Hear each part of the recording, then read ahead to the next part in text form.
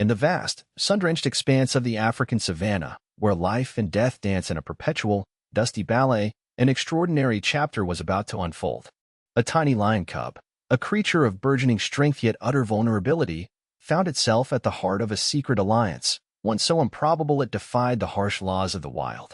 A monkey, a creature from a different world, a different canopy, had taken this cub under its care, a clandestine guardianship hidden from the formidable eyes of its mother. What happened when the lioness, the apex predator, the embodiment of maternal fury, discovered this secret is a story that resonates with an unforgettable truth about the connections that can bloom in the most unexpected corners of nature.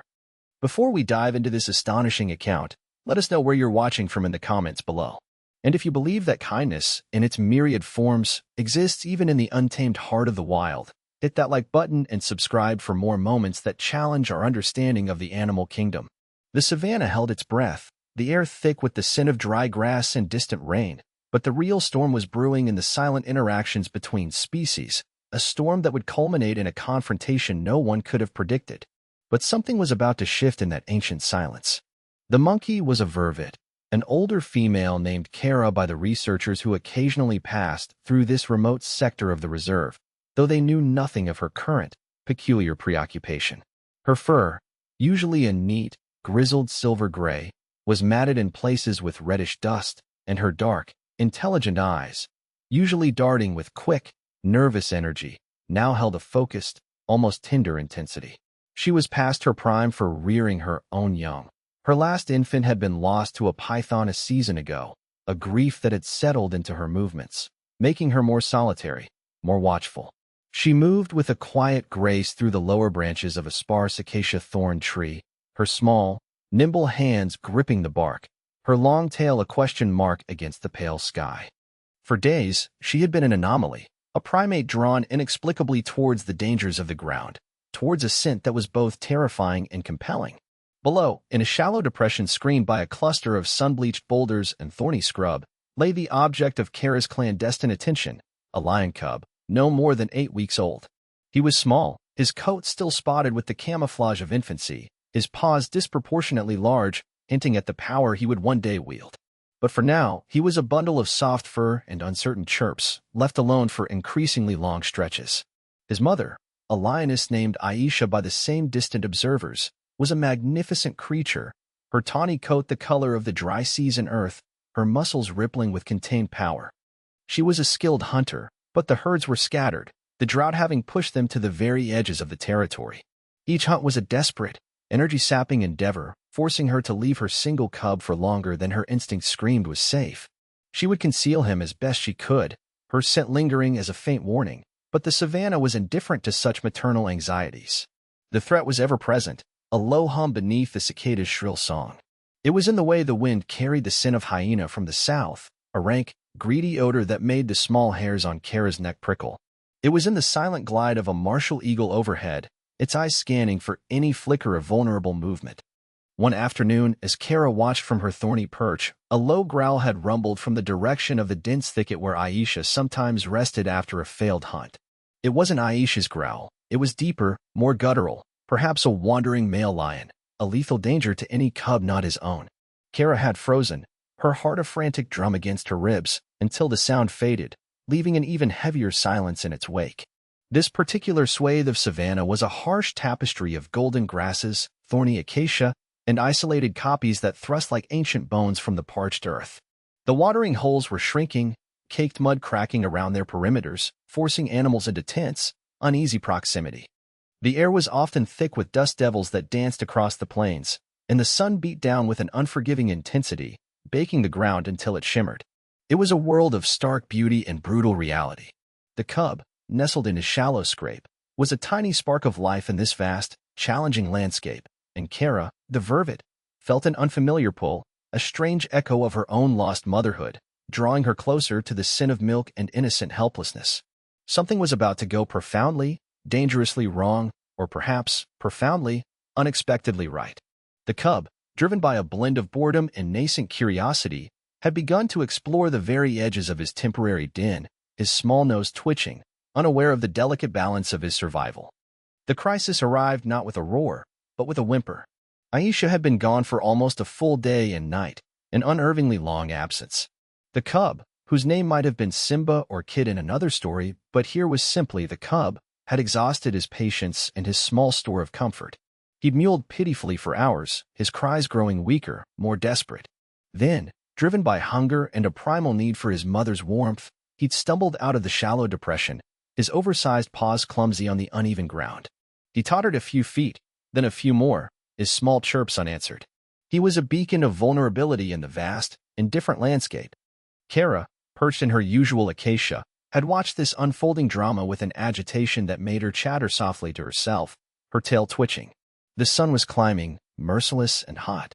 The cub, disoriented and weak, stumbled towards a narrow, almost hidden fissure in the earth, a small game trail eroded by seasonal rains, its edges crumbling. He peered into the darkness, perhaps mistaking it for a shadowed resting place. With a tiny, uncoordinated lurch, he tumbled in. It wasn't a deep crevice, perhaps only 4 feet, but its sides were sheer, dusty, and offered no purchase for his small claws. His frightened yelps, muffled by the earth, reached Kara with an urgency that seemed to override her innate caution. This was the culmination of all the subtle foreshadowing. The mother's prolonged absence, the cub's restless curiosity, the unstable, sun-baked earth. Kara's initial reaction was a flurry of agitated movements. She leaped to a lower branch, her dark eyes fixed on the spot where the cub had vanished. She could hear his panicked squeaks, sharper now, laced with terror. For a long moment, primate instinct warred with something deeper, something perhaps learned from her own loss. Vervets were prey, not protectors of predators. Lions were death. Yet, the sound of that infant distress was a universal call. She descended the tree with uncharacteristic slowness, her usual fluid movements replaced by a hesitant, jerky caution. She approached the edge of the fissure, peering down. The cub was a small, dusty bundle at the bottom, scrabbling uselessly at the loose dirt walls. Kara reached a tentative hand towards him, then snatched it back as if burned. The sin of lion, even a cub, was deeply ingrained as danger. She paced the edge, chattering in distress, her small body trembling. She tried to look for a shallower entry point, a way to guide him, but the crevice was unforgiving. Her first attempt to help was a failure of nerve, a retreat to the base of the acacia, her heart hammering. But the cub's cries, weaker now, were an invisible thread, pulling her back to the edge of the precipice. The sun climbed higher, baking the savanna into a shimmering mirage. Kara, the vervet monkey, made a decision that defied every instinct of her species. She began her vigil, a strange, secret guardianship. Every few minutes, she would scamper down from her observation post in the acacia, a low, gnarled tree that offered a precarious view of the crevice, and peer anxiously at the trapped cub. His cries had subsided into whimpers, then into a tired, dusty silence that was almost more alarming. Her first offerings were fumbling, almost absurd. She'd found a tough, green acacia pod, something no lion cub could digest, and dropped it hopefully into the fissure. It landed with a soft thud beside the cub, who merely blinked at it with dull eyes. Next, she brought a large, iridescent beetle, its carapace clicking as she carried it delicately. This too was ignored. Kara wasn't equipped to feed a carnivore, but the drive to do something was overwhelming. Her true value, though she didn't know it, lay not in sustenance, but in presence. She began to groom him, in a hesitant, tentative way. After several aborted attempts, driven by an instinct far older than her fear, Kara carefully, painstakingly, climbed down into the shallow crevice. The cub, startled, let out a weak hiss, but he was too exhausted to offer much resistance. Kara, her small hands surprisingly gentle, began to pick at his fur, removing clumps of dirt, tiny thorns, and even a few engorged ticks that had fastened onto his tender skin. The cub, after an initial stiffness, seemed to relax infinitesimally under her touch, a faint purr rumbling in his tiny chest, a sound Kara had never associated with anything but mortal danger. It was a bizarre tableau, the small, silver-gray monkey tending to the offspring of her greatest natural enemy. The dangers were constant, layered one upon another. One afternoon, the acrid scent of jackal drifted on the breeze. Two of them, lean and opportunistic, trotted into view, their ears swiveling, noses to the ground. They hadn't yet scented the cub, but they were drawing alarmingly close to the crevice. Kara, from her perch in the acacia, erupted into a furious volley of screeches and alarm calls, shaking branches, making herself as big and threatening as a small monkey could. The jackals, startled by the sudden commotion from an unexpected quarter, paused. Then, deeming the potential meal not worth the unpredictable fuss, veered away. Kara's heart hammered. She had drawn attention to the area, a calculated risk that had, this time, paid off. But what if her calls attracted something larger, something more persistent? The heat was a relentless oppressor. The cub panted shallowly in the shade Kara inadvertently provided when she was in the crevice with him. She herself was suffering, her tongue often lolling, her movements becoming more languid as the days wore on under the brassy sky. There was no water nearby for the cub, and Kara could only lick traces of dew from leaves for herself in the early mornings. Then came the near discoveries, moments that stretched Kara's nerves to their breaking point. Twice, she heard it, the soft, heavy pad of Aisha's paws returning. The first time, Kara was in the crevice. A shadow fell over the opening, and Kara froze, every muscle locked. It was Aisha, her massive head outlined against the blinding sky, sniffing the air. Kara was hidden by a slight overhang, the cub motionless beneath her. The lioness grunted, a low, questioning sound, then moved on, her search pattern still erratic, perhaps her own senses dulled by fatigue and hunger. Kara waited until the sound of Aisha's passage faded completely before scrambling out, her limbs trembling so violently she could barely cling to the acacia bark. The cub was visibly weakening. His attempts to scramble out of the crevice were feeble, his small body too light to gain purchase, his claws too soft to dig. Kara, in her own way, seemed to understand. She would spend longer periods with him, simply sitting close, her small, warm body a comfort against the cool earth of the crevice walls. Sometimes she would make soft, crooning sounds, the same sounds she had made to her own lost infant. It was a fragile, impossible bond, forged in secrecy and shared vulnerability.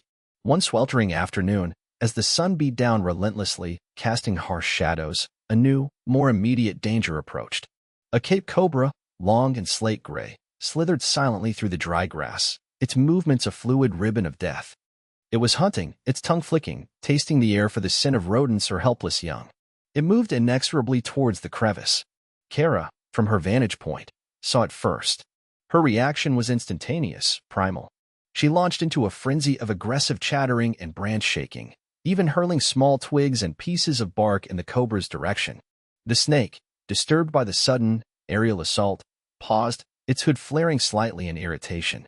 It assessed the situation, the annoying monkey out of reach, the source of the commotion unclear.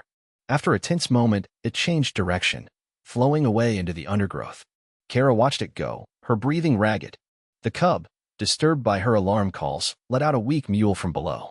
It was a moment where it seemed utterly hopeless.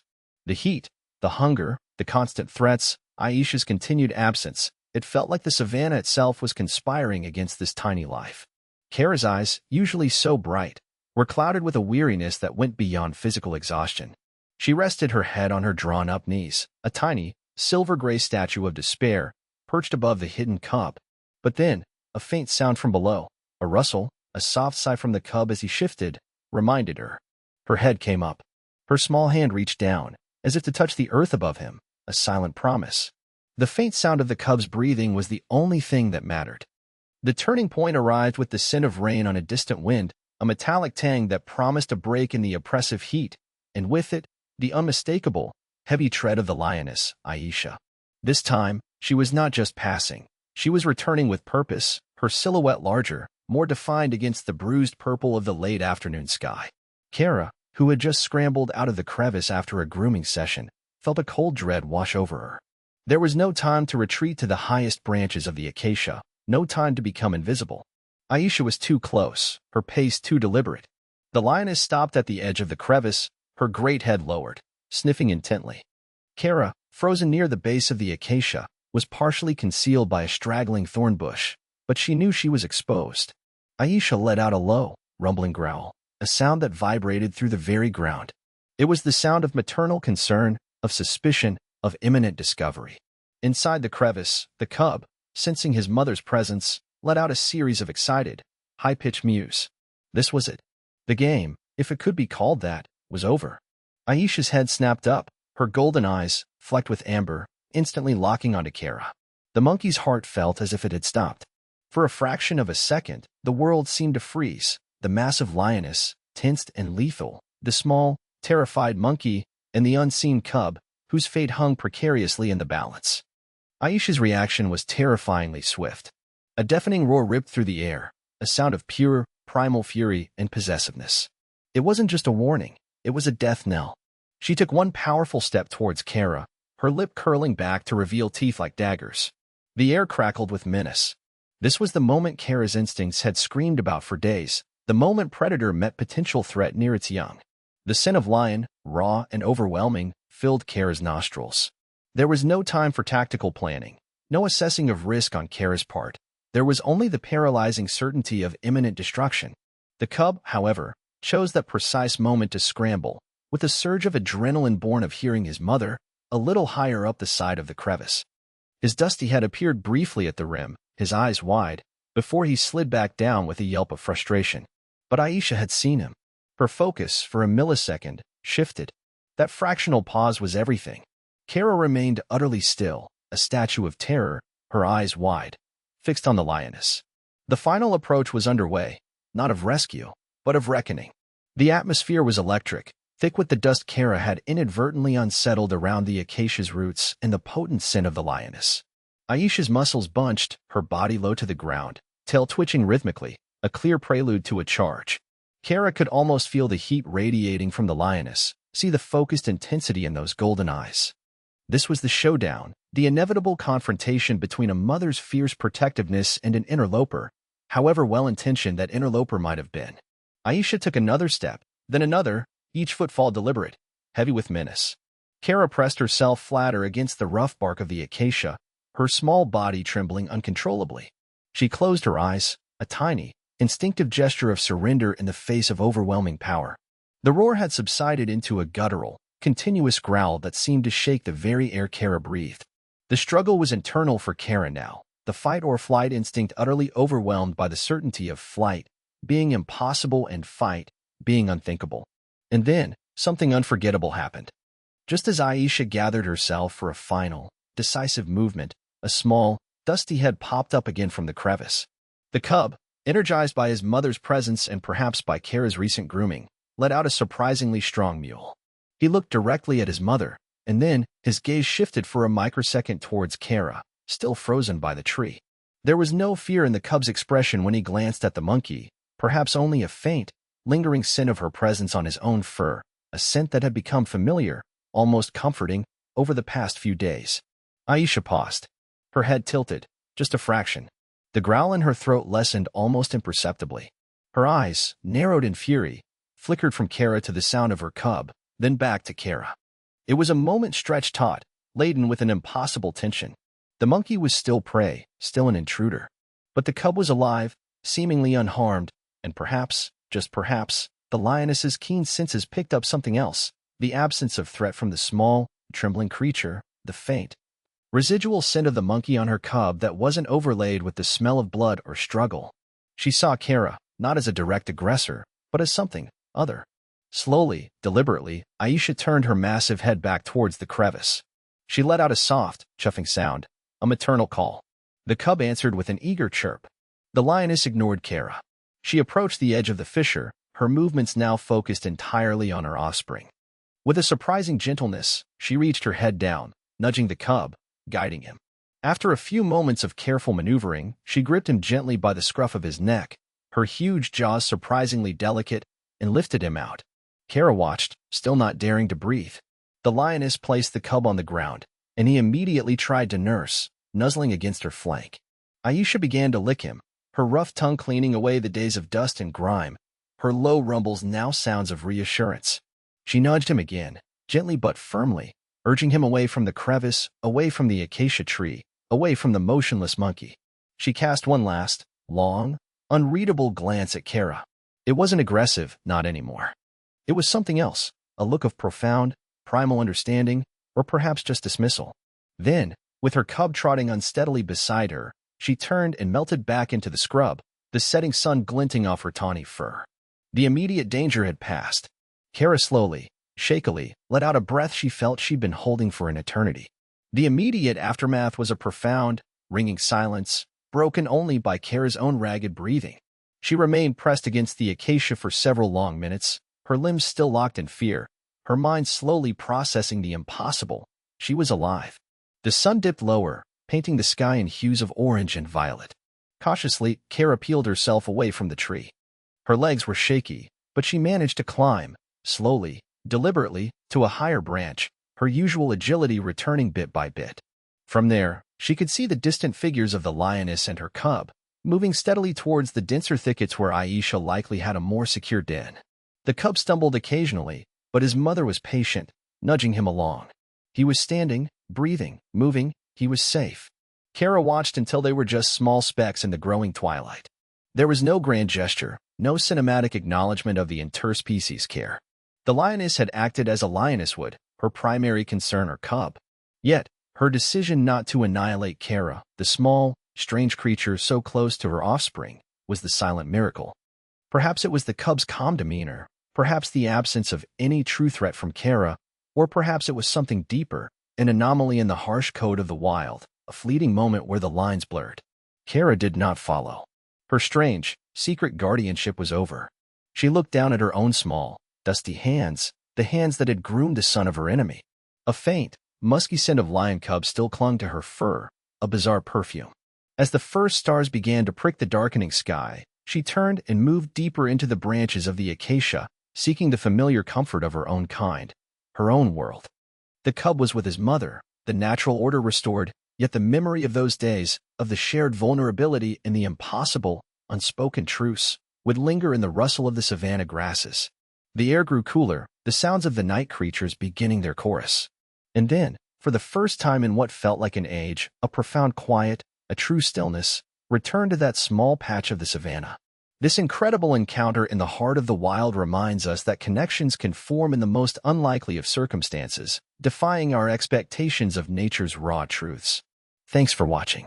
If this story of a monkey's secret care and a mother lion's unforgettable reaction touched you, give it a like and subscribe for more wild moments of wonder.